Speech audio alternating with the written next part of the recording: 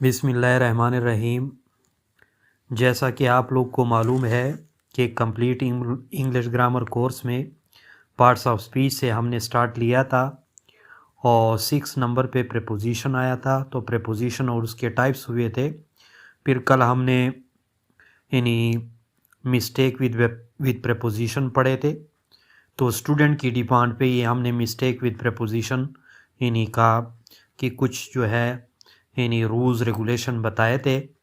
अब स्टूडेंट की मज़ीद इसरार पे और मज़ीद डिमांड पे कुछ ऐसे ग्रामर मिस्टेक्स है जो प्रीपोजिशन से रिलेटेड है। तो उस पे मैंने 2 टेबल बनाए हैं। तो जिसने भी चैनल को सब्सक्राइब नहीं किया वो चैनल को सब्सक्राइब कर ले। जो सब्सक्राइबर है वो बेल आइकन और लाइक के बटन को लाजमी प्रेस किया करे ताकि हर आने वाली वीडियो बर वक्त आप लोगों को पहुंच सके। अब आज के टॉपिक की तरफ जाते हैं। आज का टॉपिक उन पुराने यानी 3 लेक्चर का यानी जैसे प्रीपोजिशन वर्ड के बारे में मैंने कंसेप्ट बताए थे, इसी तरह टाइप्स ऑफ प्रीपोजिशन मैंने बताए थे और फिर कुछ मिस्टेक्स विद द प्रीपोजिशन मैंने बताए थे। तो उन सब के लिंक्स मैं जो है डिस्क्रिप्शन बॉक्स में दे दूंगा, आप लोग फिर उसको भी मुलाजा कर सकते हैं। और आज का जो टॉपिक है यानी एक्सरसाइज नंबर 2 है। ये कल वाला एक्सरसाइज नंबर 1 था, आज एक्सरसाइज नंबर 2 है।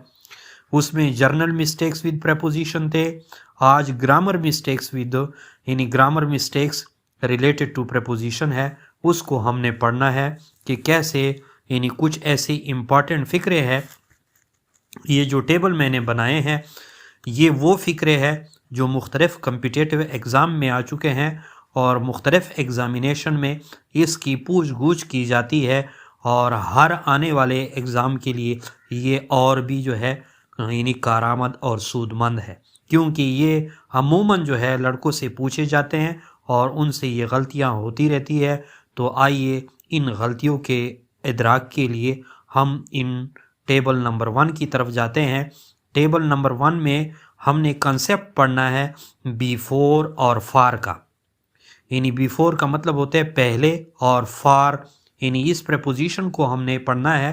यानी फॉर एग्जांपल टेबल पे आपके सामने यानी स्क्रीन पे आप लोग मुलाहिजा कर सकते हैं। यानी नंबर 1 फिक्रे की तरफ आप आ जाएं, नंबर 1 सेंटेंस की तरफ। I shall not be there before 10 months। यानी ये फ्यूचर का फिक्रा है और फ्यूचर में वो कहते हैं आई शैल नॉट बी देयर यानी मैं वहाँ पे नहीं हूँगा या हूँगी, हाँ, बिफोर 10 months यानी 10 महीने पहले। अब ये आगे के वक्त की का तयन करता है, तो आगे के वक्त के लिए हम बिफोर इस्तेमाल नहीं कर सकते। यानी यहाँ पे बिफोर लगाना इंतहाई गलत बात है। यानी I shall not be there before 10 months यानी 10 महीने पहले मैं वहाँ पे नहीं हूँगा। अब ये जो फिक्रे इस सेंटेंस की नवीयत को देखें, ये 10 months यानी बिफोर, यहाँ ये इनकरेक्ट सेंटेंस है। इसकी करेक्शन जो है बिफोर को आप लोग चेंज कर लेंगे फॉर 10 months। यानी मैं आगे फ्यूचर आगे वाले वक्त के बारे में बता रहा है, तो अगर आगे वाले वक्त के बारे में किसी चीज़ का तयन करना हो तो यहाँ पे फॉर लगेगा, न कि बिफोर लगेगा। क्यों फार लगेगा? ये इसलिए लगेगा कि अगले जो उसके 10 months है वो वहाँ पे यानी अवेलेबल दस्तियाब नहीं होगा। तो यहाँ पे बिफोर जो है यानी बिफोर से ये मुराद है जैसे वो पास्ट की तरफ इशारा कर रहे हैं, अगरचे वो फ्यूचर की तरफ जो है यानी वो 10 months यानी आगे वालों यानी आगे आने वाले मुस्तकबिल या आने वाले वक्त की बात किया तयन कर रहा है, इसी वजह से यहाँ पे फार होगा। तो फार यहाँ पे आने वाले वक्त के तयन के लिए इस्तेमाल, क्योंकि हमने यानी ग्रामर की लिहाज से ग्रामर मिस्टेक है, तो फ्यूचर में आने वाले वक्त के लिए फार आता है और पास्ट में जो है वो बिफोर इस्तेमाल होता है। इसी तरह सेंटेंस नंबर 2 की तरफ आ जाए, they set the building to fire. ये इनकरेक्ट है, यानी ये कोई फॉर्मल इंग्लिश नहीं है, कोई स्टैंडर्ड मयारी इंग्लिश नहीं है। इसमें मामूली सी प्रीपोजिशन की हाँ, ग्रामर के साथ मिलके जो गलती हो जाती है, फुल कंप्लीट सेंटेंस का सेंस बदल जाता है। यानी दे सेट द बिल्डिंग, उन्होंने बिल्डिंग को सेट किया, इस चीज या इस नहज पे पहुंचाया, टू फायर, कि उसमें आग भड़क उठी। अब जहां कहीं भी आप लोग इंग्लिश में जाएं, वो हमेशा सेट ऑन फायर होता है। फायर यानी आग लग जाना को कहते हैं, सेट टू नहीं होता। सेट टू जैसा कि पहले से कोई इंतजाम हुआ था और स्टेप बाय स्टेप उसको आग लग गई। अगरचे आग जो है भड़क उठती है, बस्ट उठती है, फौरन लगती है, तो फौरन लगने में आन ही लगता है, न कि टू लगता है। टू के लिए कुछ वक्त, टू अरेंजमेंट चाहती है। टू वहां पे लगता है जहां अरेंजमेंट हुई हो, जहां प्लानिंग हुई हो, जहां मनसूबाबंदी हो, जहां स्टेप बाय स्टेप जो है एक काम होता रहा हो। They set the building to fire, ये उस वक्त होगा जब ये खास मनसूबाबंदी, लेकिन यहाँ पे क्या है, हमेशा आग जो है फौरन भड़क उठती है, मामूली गलती से यानी चिंगारी के पटने से उठ जाती है, यानी लग जाती है। तो सेट ऑन फायर, ये स्टैंडर्ड और फॉर्मल इंग्लिश में यहाँ ऑन जो है टू की जगह लग के इसकी प्रेपोजिशन और ग्रामर मिस्टेक जो है फिर सही हो जाएगी। इसी तरह नेक्स्ट सेंटेंस में आ जाएं, वी शुड नॉट परसिस्ट। अब एक एक सेंटेंस में मैं आप लोग को कंसेप्ट इसी वजह से दे रहा हूं क्योंकि हम वन कंसेप्ट पे बिलीव रखते हैं, और कंसेप्चुअलिटी जो है या प्रेगमेटिक अप्रोच जो है हमारा मेन मैनिफेस्टो है और मेन मोटो है हमारा, ताकि हम एक एक लफ्ज के अंदर हिडन चीज को समझने की कोशिश करें। We should not persist to do evil. हाँ, वी शुड नॉट, अब इस बात को आप लोग देखें, मुलायजा करें स्क्रीन पे, वी शुड नॉट परसिस्ट, हमें जो है इसरार या जिद्दी नहीं होना चाहिए। टू डू इवल, गुनाह करने में, यानी गुनाह करने में हमें जिद्दी नहीं होना चाहिए। अब गुनाह करने में नहीं, गुनाह होने में, गुनाह करने और होने में जो है फर्क है। तो यहाँ पे हमें क्या ये फिक्रा कैसे किस अंदाज में होगा, गुनाह करने में नहीं, गुनाह होने में, यानी तो यहाँ पर टू की जाए क्या होगा, इन आएगा, और डू की बजाय डूइंग आएगा, करने में। तो we should not persist in doing evil, यानी गुनाह करने में हमें जो है जिद्दी या इसरार नहीं करना चाहिए। इसी तरह सेंटेंस नंबर 4 को देखें, यानी स्क्रीन पे आप लोग देख रहे हैं, I do not rely your word, तुम्हारे उस लफ्ज पे मुझे कोई रिलाई नहीं रहा, एतबार नहीं है। अब एक ही लफ्ज की तरफ हम इशारा कर रहे हैं, यानी जो तुमने मुझसे बात की उस लफ्ज पे मेरा एतमाद, मेरा ट्रस्ट, मेरा भरोसा, यानी अब वो नहीं रहा। ये इनकरेक्ट सेंटेंस है। कैसे? इसकी ग्रामर तब सही होगी जब यहाँ रिलाई अपॉन यूर वर्ड होगा, यानी आपकी उस लफ्ज पे, वर्ड, आपके उस लफ्ज पर जो है मेरा एतमाद, यानी एक बात उसने, एक लफ्ज ऐसा उसने कह दिया कि उसका सारा भरोसा टूट गया।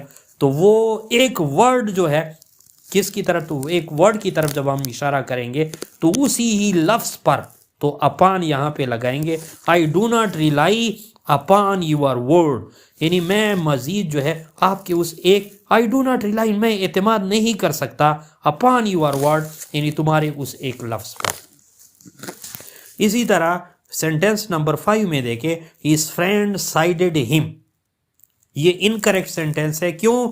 यानी उसके दोस्त जो थे उसको जो है उन्होंने क्या किया, साइडेड हिम, यानी एक साइड पे हो गए या सेट असाइड किया। तो यहाँ पे क्या लगेगा, यानी सेड हिम या साइडेड हिम, तो यहाँ पे साइडेड किसके साथ हो गए, यानी साइडेड से मुराद है किनारा, किनारा कशी किसके साथ की, तो किनारा कशी जिस दोस्त के साथ दोस्तों ने की, तो उसके साथ यहाँ पे हम प्रेपोजिशन विद लगाएंगे, तब जाके ये फिक्रे की नवीयत जो है या सेंस जो है कंप्लीट होगी। इस फ्रेंड साइडेड विद हिम, तब जाके ये करेक्ट होगा।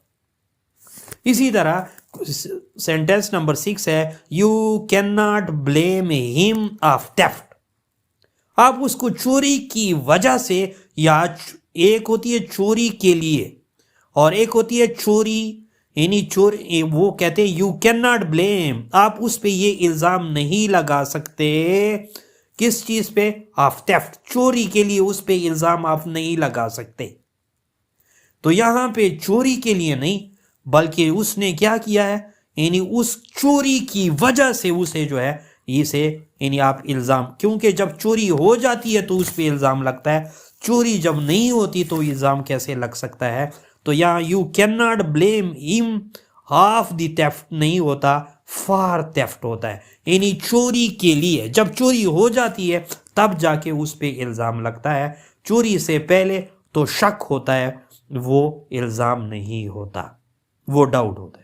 यहां पे सेंटेंस नंबर 7 में आप लोग देखें, शी बर्स्ड इन टेयर्स। अब वो जो ऐसी ज़ारो कतार जो है रोने लगी, इन टेयर्स यहां पे गलत है, यानी ये इनकरेक्ट सेंटेंस है, यानी क्योंकि बर्स्ट इनटू हमेशा होता है, और बर्स्ट इनटू जब लग जाता है तो ये फॉर्मल और स्टैंडर्ड इंग्लिश बन जाती है, यानी हमेशा, यानी शी बर्स्ट इनटू टीयर्स, यानी वो आंसू भर भर के रो पड़ी।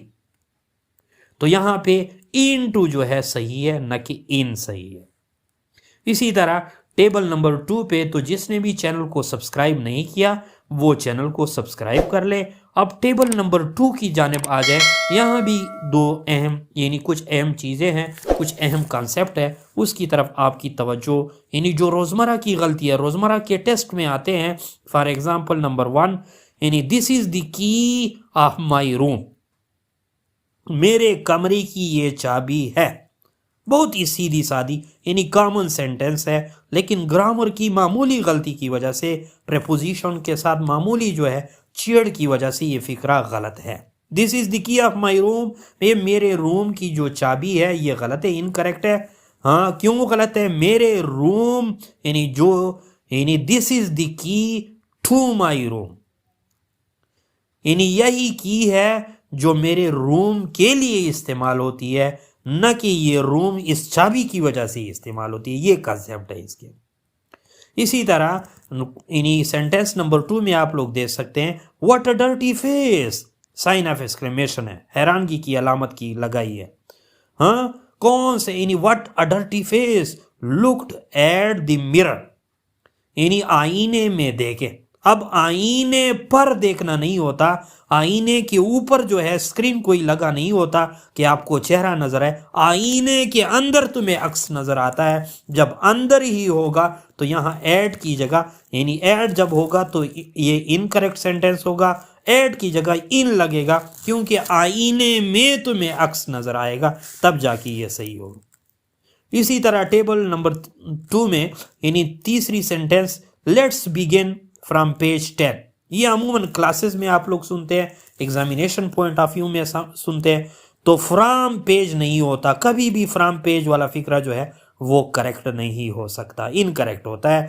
यानी अमूमन let's begin on page number 2, यानी पेज के ऊपर आपने पढ़ना होता है, पेज से पढ़ना नहीं होता। तो पेज से पढ़ना अलहदा चीज है, पेज के ऊपर पढ़ना ऑन पेज। ऑन पेज बहुत ही सही है, 90+ है, और अगर ऐड भी लगा ले तो ये 10% में भी आ सकता है। लेकिन मोस्टली जो यानी क्रिटिक्स और यानी लिंग्वा साइंटिस्ट जो समझते हैं वो यहाँ पे आन को समझते हैं, यानी करेक्ट। इसी तरह 4 सेंटेंस में देख ले, I met with your friend, जब वो मेरे दोस्त थे, यानी दोस्त है, यानी वो कहते हैं मैं मिला था आपके किससे, यानी दोस्त से। जब यूर फ्रेंड उसका ऑलरेडी है, यानी उसका दोस्त है, तो विद की तो यहां पर फिर जरूरत भी नहीं रही। यानी जब उसका फ्रेंड है तो मिलना जब था तो उसी दोस्त से मिला, तो विद की, यानी अगर विद के साथ है I met with your friend तो ये इनकरेक्ट होगा, अगर आई मेट यूर फ्रेंड तो ये करेक्ट हो जाएगा। यानी दोस्त से मिलना गरज था, न कि दोस्त से के साथ मिलना गरज था। यहाँ कंसेप्ट जो है दोस्त यानी उसी का दोस्त है, तो विद यहाँ पे गलत है। इसी तरह यानी लास्ट सेंटेंस को देख ले, शी इंसिस्टेड टू पे, एक इनकरेक्ट है। यानी वो यानी अदा करने पे क्या थी, जिद्दी थी, यानी जिद करती थी। तो क्या होना चाहिए, इंसिस्टेड ऑन होना चाहिए, यानी अदा करने पर वो इंसिस्टेड थी। Thanks for watching.